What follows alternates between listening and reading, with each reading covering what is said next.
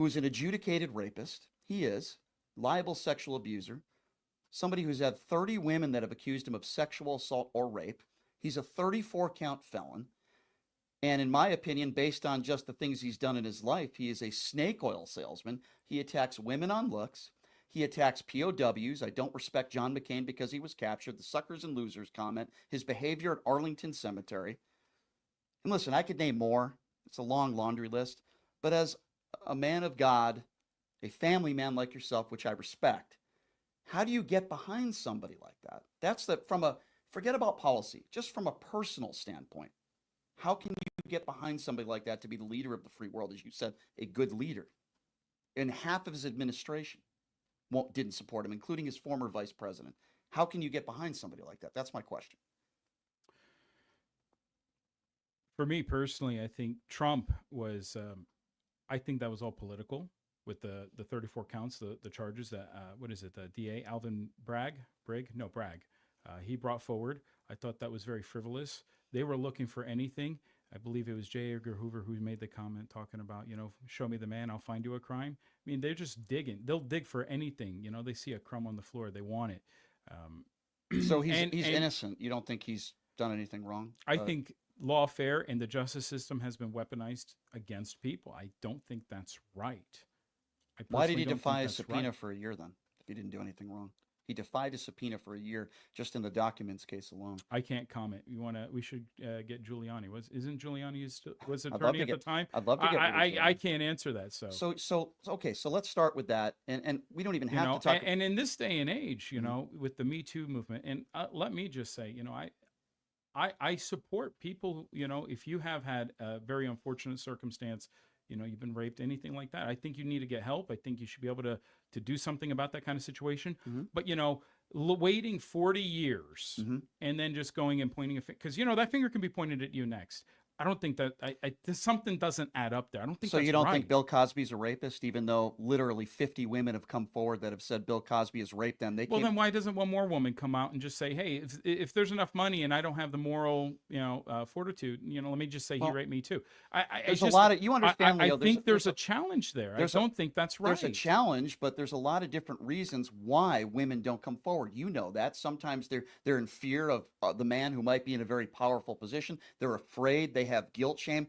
I've spoke to one of the women who was raped by Bill Cosby. She's a Las Vegas local. She came in studio. I asked her that same question. Why not come forward earlier? In a perfect world, Leo, I wish everybody would come forward earlier. But here's what we know. A jury of Donald Trump's peers said that Donald Trump was liable for sexual abuse. The judge characterized it as rape. Now, you can disagree with that outcome, but I think there's a history with Donald Trump when he bragged about sexual assault 7 times on the Jeffrey Epstein flight log list, when he literally bragged, and again, this goes back to the family man that you are, which I appreciate. He literally bragged on the Howard Stern show about going into pageant locker rooms of teenage women without even getting permission. He talked about that on the Howard Stern show. And I say to myself, forget about the legal stuff. Let's put that off to the side. Just from a moral standpoint, Leo, the behavior of Donald Trump. I surely you can't endorse that. Forget about whether you think he's a criminal or not. I'm willing to put that off to the side for argument's sake. What about the behavior? Attacking women on looks, attacking Gold Star families, attacking POWs, going into women's locker rooms and bragging and boasting and looking at naked women. Surely you can't condone that sort of behavior, right? You're not that man. That's not the behavior that you would do. That's not the behavior, I don't know, you have kids, right? That's not the behavior that you would want your children to aspire to be. So why have him be a leader, as you say, of the free world?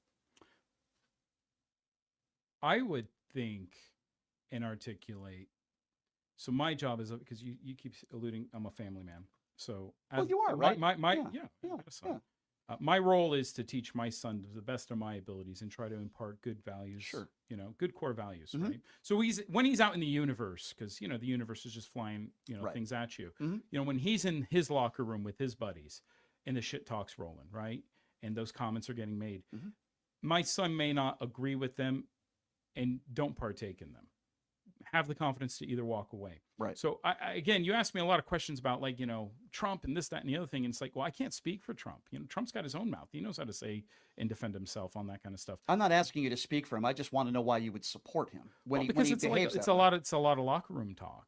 You know, you're telling me you never made comments. You know, you never opened a Playboy magazine. You never looked in that thing and go, "Oh yeah, you know, I she's think, hot," I think, I, or this one isn't so hot for right. me, right? You never made that kind of So judgment I'll call. answer that. So let me ask you this question: Can I answer that first? So I think there's a difference between opening up a Playboy magazine and making a comment about a woman's body than talking about grabbing them by the private parts and going into a locker room when you own the pageant and bragging about just storming into a locker room when women are naked. I think there's a difference between talking about a Playboy magazine and being a liable sexual abuser. He literally has 30 women, including his ex wife, in court documents in a deposition that said that he raped her and then he paid her off. So I think there's a difference between looking at a Playboy magazine, which I have done in my life, and commenting on a woman's body, which I have done in my life, and the behavior of Donald Trump. I think those are two completely different things, in my personal opinion, to answer your question.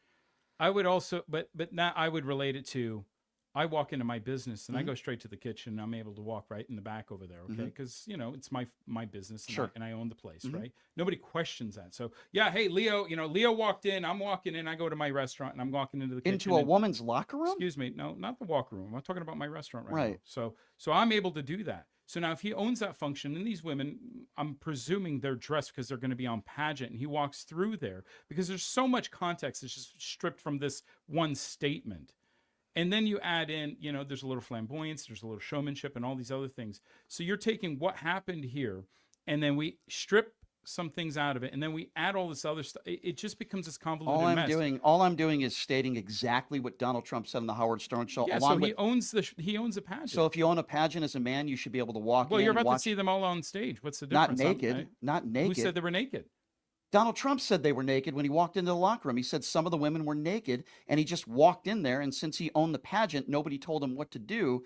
You're comparing that to owning a restaurant, or we're not talking about What I'm going into the saying kitchen. is the modes of function are very similar. I own this thing. I'm walking through what I perceive to own it. I'm in my kitchen. He's in the backstage.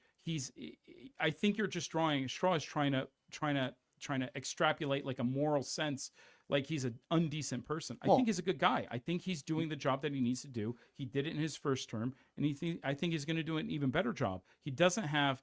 I think Trump has. I think he learned from his first term. There's a lot of swamp creatures in D.C. And coming around this time, I think he's emboldened and enhardened. He's got the mandate. The people support positive change in this country, righting the ship. Okay. I thought it was actually really strong where uh, Biden and Trump, they met, they shook. If you ask me, I think Biden personally, this is Leo's opinion, I think Biden voted for Trump, to be honest with I you. respectfully disagree with you on that. I think Joe Biden did something He that. had the hat. Yeah, well, I disagree with you. He wore the hat. You remember that? I don't think He there's put the any. Trump hat on? Yeah, I don't. Yeah, well, that was a joke. He was having a flamboyant moment, I guess, with a Trump supporter. He was showing a sense of Well, humor. I will respect the fact Yeah. that if it was just a moment with the Trump supporter, that he didn't just But blow let's the talk guy about the off. handshake. I want to talk to you, Leo, about that handshake. So Joe Biden did something that Donald Trump never did. Joe Biden invited Donald Trump to the White House, showed decency. Kamala Harris picked up the phone, congratulated Donald Trump, conceded. Joe Biden congratulated Donald Trump. There was no insurrection. So, yeah, I thought that was very nice of Joe Biden to do that. Doesn't that bother you that Donald Trump didn't do the same thing? Didn't offer Joe Biden an invitation to the White House? Obama did the same thing for Trump. Doesn't that bother you that he still has not conceded the election and he hasn't didn't invite Joe Biden to the White House? That doesn't bother you? No, Doesn't bother you at all? I'm not living in 2020. I'm in 2024. Well, I mean, you just talked about the handshake, right? That happened. Today's handshake, right? Right, The it hand, wasn't today. It was a few weeks ago. no, it was.